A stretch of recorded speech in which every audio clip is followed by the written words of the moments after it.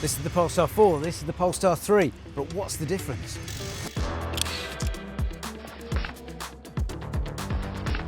Could these be the cars that would turn even the most hardcore of petrol heads? Yes, no doubt about that. This car just puts a smile on your face. In terms of my favourite feature of the car, so within the car we have...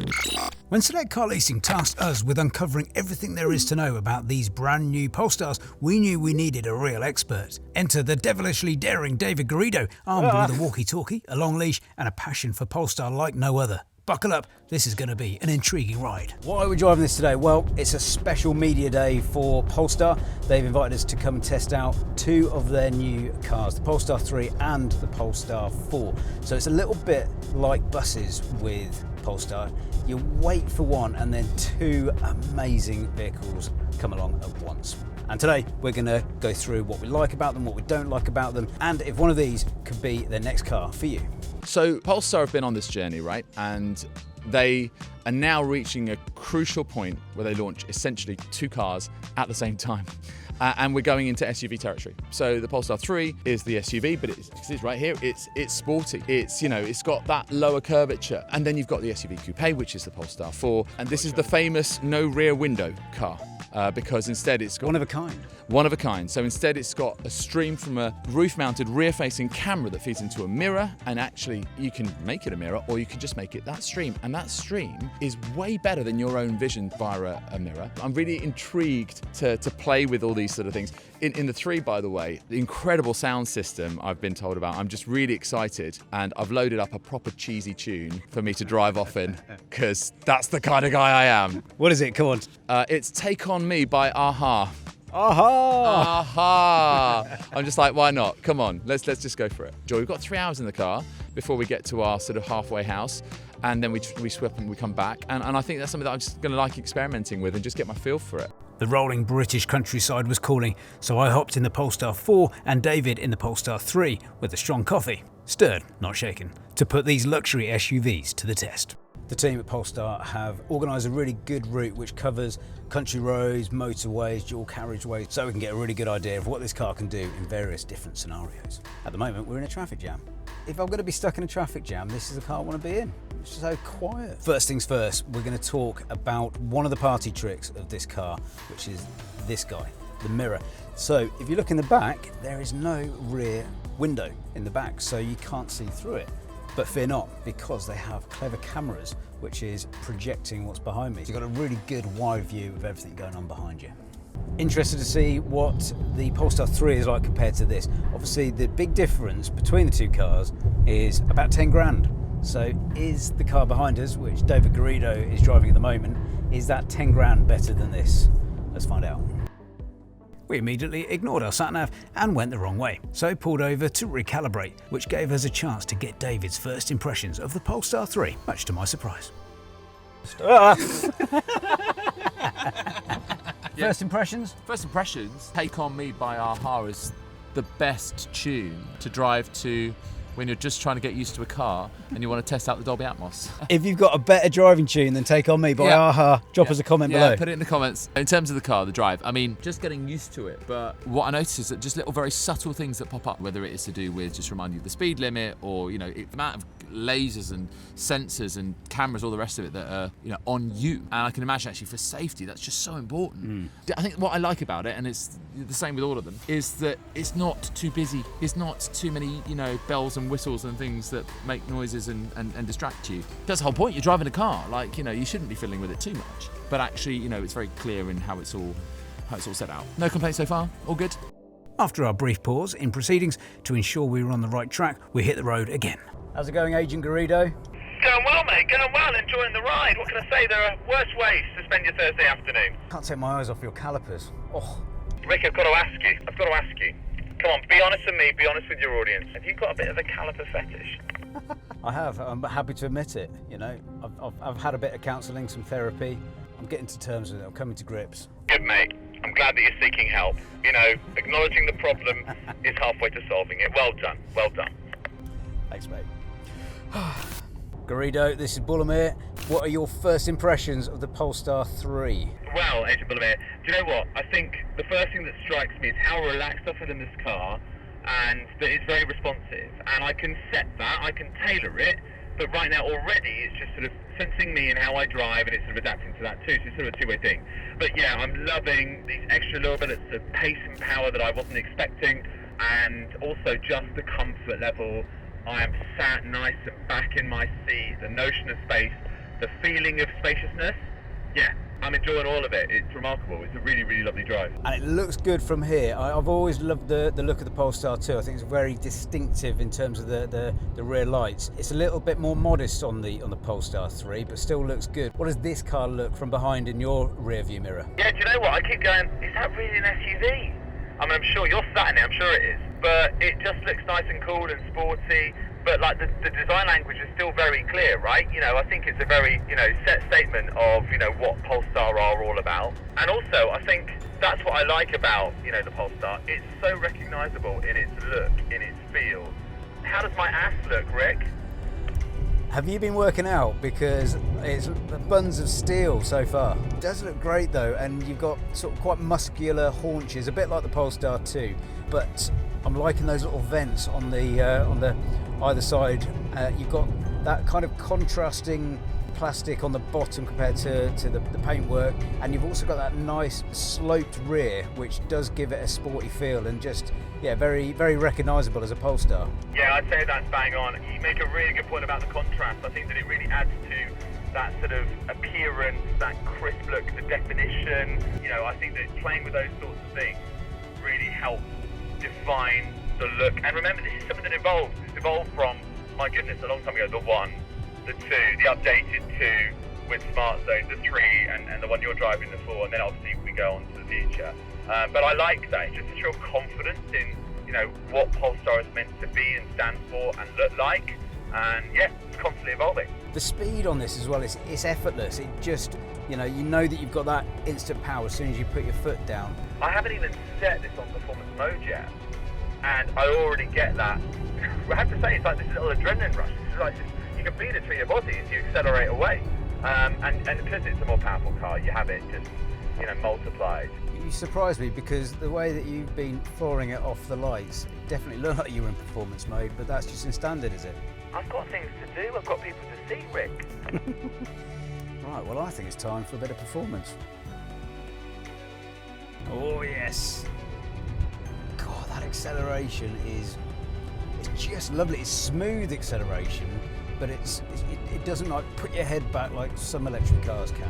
Only thing I'm struggling to get to grips with a little bit is the indicators. I do find that I'm having to override them somewhat. Yeah, they're quite sensitive here on the 3, and sometimes sort of end up flicking them on and off when I'm not realising that I'm doing that. And also because windscreen wipers and the indicators on the same little handle, I ended up with the windscreen wipers on for about 3 minutes, not knowing how to switch them off. So yeah, all part of the journey of getting to know a new car. Final question from me before I let you concentrate on driving. The gear lever is now on the right-hand side rather than down on the centre console. Is that the same in your car? Yes, it's on the right-hand side of the steering wheel. It's a little bit like, a gear shifter in, like, say, a Formula 1 car, like behind the steering wheel. It's definitely my preference having it on the right there. It just makes manoeuvring really easy, whereas when it's down here on the left, and I know it looks great, and I love the gear select in the Polestar 2. I just prefer it up on the right-hand side. What about you? Yeah, I don't know. I quite like it the way it is on the 2, but I think I could get used to this. It's much more subtle. It's sort of hidden away. I think you're right with the manoeuvring and things like that. Fair enough. Good summary. Thanks, David. Over and out. Over and out. Agent Bullimir. Bye-bye. Bye-bye. That's not very fighter pilot-esque.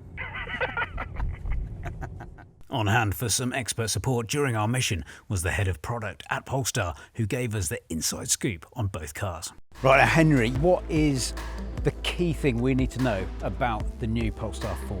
So with Polestar 4, we have tried to reinvent the concept of the SUV coupe and to really maximise what we can do within those proportions. You'll notice the incredible sloping roofline, but what we've done to make sure that the rear headroom is maximised, we've moved the rear header rail, which would usually sit around here in a traditional SUV coupe. We've moved that backwards, and what that does is it allows much more headroom in the rear, so with headroom similar to a kind of traditional SUV, but with those SUV coupe-like proportions. Kim Palmer, you're about 7 foot tall. Can we get you in the back of this car? The nice thing about Polestar 4 is you've got reclining seats. So, you know, it's real airline type feeling back here. And then you've got this glass roof that goes all the way back. And you get loads of light. And, you know, imagine driving through the mountains and seeing all the trees, and it's just wonderful. It's a nice place to be. But also I've got controls here to control the heating and ventilation back here, and then even the music, if you so wish. So if you want to hand over control to the kids, you can do that from here as well. Very dangerous. Kim, thanks very much. We'll wake you up when it's time to go, shall we? In terms of my favourite feature of the car is actually, with Polestar 4 we like to have a bit of fun. So within the car we have a full ambient lighting system which lights all of the interior panels and also the rear of the passengers, which gives it a really light and ambient feeling. But with Polestar we like to do these things a bit differently. So all of the different colour themes are based on the planets in the solar system. So you can swipe through all of the different colours of the planets which are aligned to the interior lighting. And within that we've got some really fun facts and figures about planets so that you can educate your kids while having an enjoyable ambience within the car.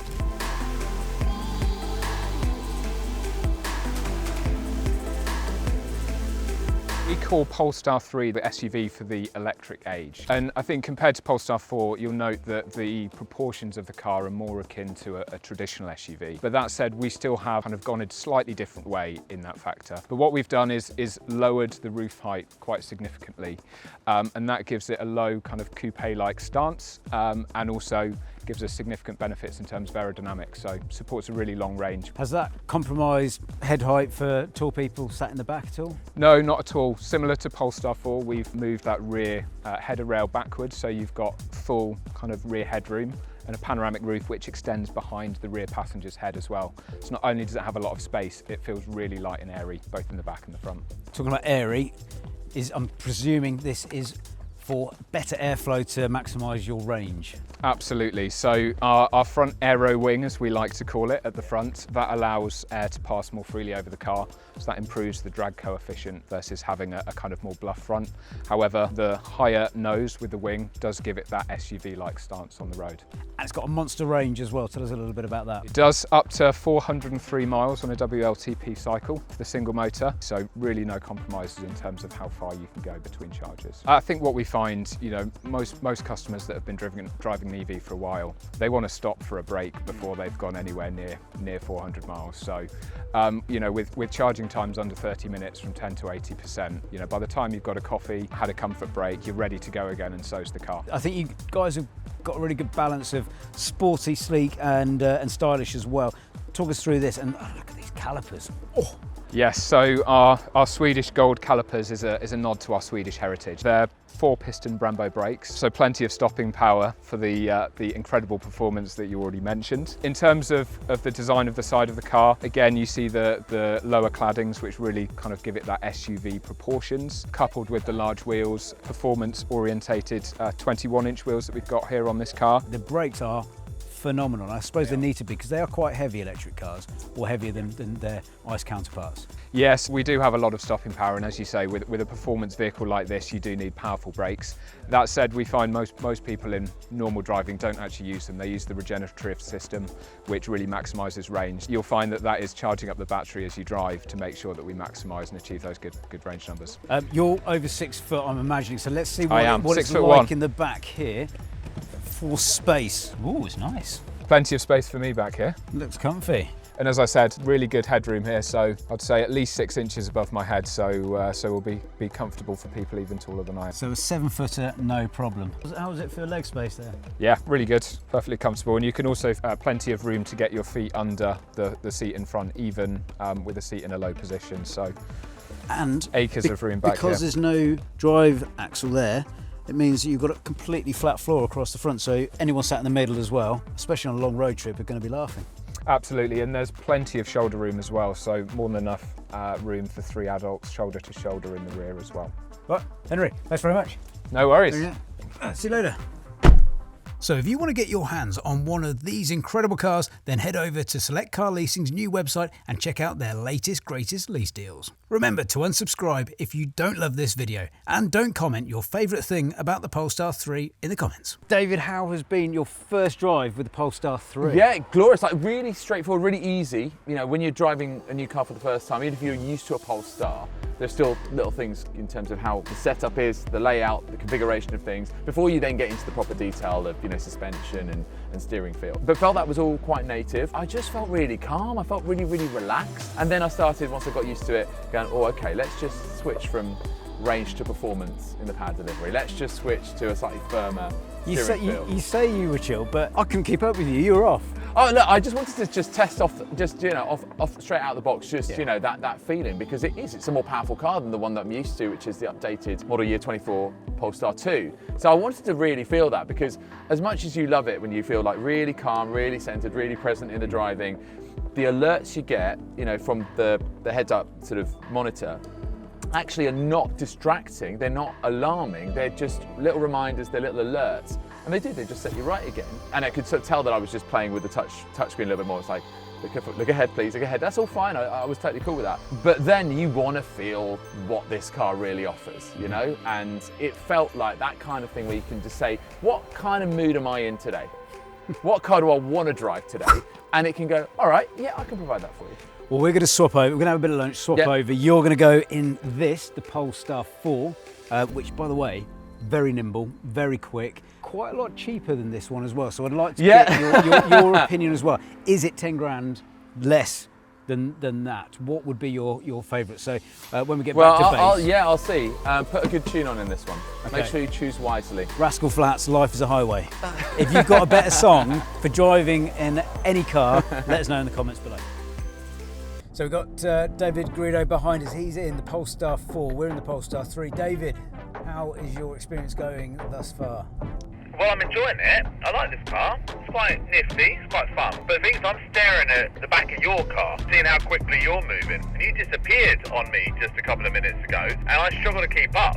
I think you're having too much fun up there. But I think I can just sense that little bit of a differential between the two. But no, it's great. I like the other one, it took me a while to kind of get used to how it's laid out, different screen, what I'm looking for where. I can see why you might be attracted to one and why you might fall in love with the other. On the steering wheel, there's obviously a lot more commands on the one that you're driving. This is a bit more minimalist, and to the naked eye, to the first user, it's not as intuitive. Would you agree on that? No, I would not agree on that. I think actually I felt with your car that you're driving right now on the 3, I felt like I knew pretty much instinctively, yes, this does this, I know where I'm headed. With this one, I had to just kind of recalibrate my brain a little bit for 5 minutes. Fair enough. And head-up display as well. You've also got the monitor in front of you, which nicely displays your navigation and all the important things. So it's a good way of keeping your eyes on the road. Yeah, I think that I actually use that screen more. It's the same in my Polestar 2. I generally use the one in front of me more than the one to the side. So really useful, it's smartly done, it's not too in your face, but it gives you everything you need to know. Okay, let's talk about the performance and the handling of that car that you're in. It seems a bit nimbler, it's a little bit smaller than this one, a little bit lighter. What's been your take? Yeah, look, I think that nimbleness is definitely a feature. I think, it's just how it comes. I feel like that's just, the proportions, the shape, the chassis, all of the thing that makes the car the way it is and the way it drives. But I think also, when I look at your car and essentially how you move away, just that sheer power that you have there. So those are, quite distinct.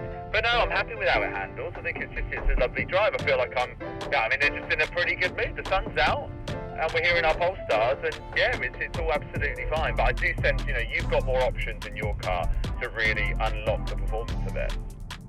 That's true. So this has obviously got the torque vectoring as well, which means that it adjusts by the sort of millisecond to give you more steering performance, and the wheels will.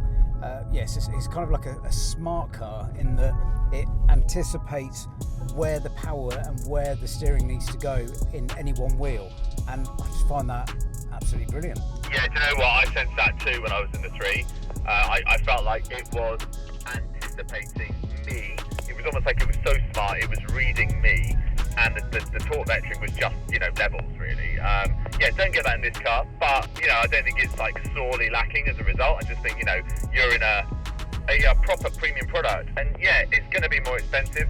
It's a bigger car, it's a bigger SUV, it's still got a sporty feel, but it's got all these extra levels, as I say, that I think warrant that price, that price difference. Performance is something the engineers have worked hard on, according to Joachim, our super Swedish chief of chassis development. We have Alins brakes, we have active dampers, we have Brembo brakes to create that performance, which is, I would say, we are on a new level compared to the petrol cars. When you take this car out on the track, it's incredibly fast, but at the same way easy to drive. You don't need to wait for a turbo to kick in or something. You have instant torque from direct, and that makes the car easy to drive. I'm so happy because the work the team have done is to try to create Polestar as a driver cars. And when I hear your feedback here today, yes, we have made it. So that's, I'm happy to hear that, because we are working very, very hard around the whole world to create this performance DNA. I would say if you have 60 grand, I'd get the car that you're in. If you have 70 grand, I'd get this car. What do you think? I actually think if I had 60 grand, I'd go and save another 10 grand, then buy the 3. Interesting. I'd be happy. I'd be more than happy in the car that you're in. In a nutshell, I don't think I would splurge the extra 10 grand to get this, having driven the Polestar 4 and seeing what that could do. But also, I just prefer the looks of that as well. I know, cameraman Lewis prefers the look of this one, but what's your thoughts on the looks of the exterior? I know the looks aren't all important, but what do you think? I think the Polestar's looks have been improving year on year with every car that they release. Like aging like a fine wine almost. It's weird to say that about a startup, but they are, because they're just getting more and more confident with their design language and, what they're doing with the rear end and, reducing the height of the car and all those sorts of things. And I think that, it is beautifully expressed in the 4. I've always just had an absolute huge crush on the 3, and therefore, I think that for me is the one that will always, win. Plus, going to be honest here, have you actually tried playing a tune in there yet? Not yet. As you know, we did do the voice command, and I said, "Okay, Google, play Absolute Radio." Playing Absolute Radio on radio. Guess what? Because we're doing this on walkie-talkies, guess what you prompted in my car right now? Absolute Radio. Fantastic. All right, we are in sync, Garrido. I know what you're saying about, the look and, then you compare the price and, it's trade-offs, that's what it is. But there are options, and it's good because, not everyone feels the same way about these cars. Like, you, me, Lewis, we're all slightly different. I think the Baron Wilkins is a real proper asset. I haven't tested out a tune in this car yet, a club banger or anything like that. But, I've already had my expectations suitably managed that the 3 is the one that produces the sort of spectacular audio experience. Yeah, so overall, if you had to give this a mark out of 10, what would the Polestar 4 get for you, David? I'm going to give it a solid 8.5. I think it's right up there. I mean, I don't know why it's not higher. I just think, it's just what you prefer, what you respond to, how you drive, the layout of things, the configuration of things that you can affect. So, I'm happy. 8.5 for me for Polestar 4. Solid. Okay, I'm going to go a 9 on this, putting it out there, and I'm also going to give the 4 a 9. I can't pick between them. Just testing the lane keep assist. I'm not just driving like a Wally deliberately. Well, I am actually, sorry. Yeah.